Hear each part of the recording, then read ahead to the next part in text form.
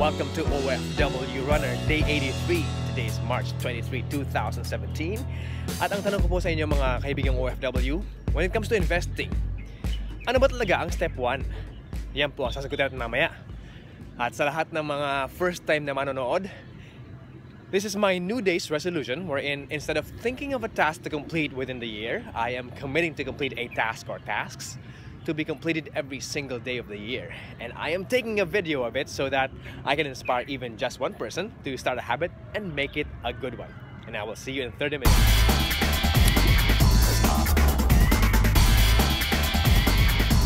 The first part of solving a problem is knowing there is one. So, para sa akin ang step 1 ay awareness. Yes, ang step 1 ay letter A. Awareness. Unang-una, you have to be aware kung ano yung pumapasok na pera sa'yo at ano yung lumalabas. So, let me give you the terms. Kung sakaling hindi pa natin alam yung mga terms, so this is the time that you will learn basic terms sa investing. So, asset and liability. Ang asset ay ang perang pumapasok sa bulsa mo. At ang liability ay ang kabaligtaran. Kapag ang pera ay lumalabas sa bulsa mo, yun ay liability. Ngayon, sapagkat ikaw ay OFW at nagtatrabaho ka, ikaw ang unang-unang asset mo. Ang sarili mo. Right? So basically, dahil nagpapasok ka sa sarili mo, bulsa ng pera, ikaw ang unang-unang asset mo. Okay? At nakakatawa, ikaw din ang liability mo. Right? Sapagkat ikaw din ang naglalabas ng pera para sa sarili mo. Right? So, ang next na terms na aalamin natin ngayon ay ang income and expenses. So, income.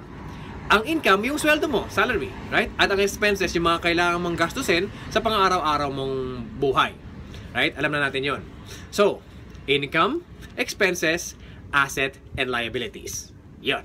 So, awareness. Balik tayo sa awareness. Sinabi ko lang muna yung mga terms para hindi tayo malito. So, awareness. Awareness na ang income mo ay dugo at pawis mo. So ito ay oras na nawawala sa buhay mo. So dapat nating pahalagahan ito. Right? At kung ang sarili mo din ay liability mo, so kailangan mo ring ingatan kung ano yung inilalabas mo. So basically, the step 1 is cash flow. Meaning, cash inflow and cash outflow. Meaning, cash mismo, yung pera mo mismo.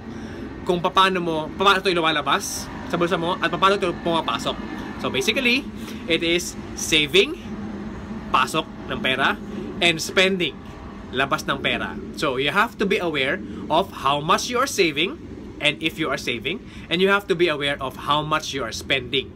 Right? So, proper budgeting. There you go. So, akala ng iba na it's either nagsisave ka, or it's either nagsispend ka.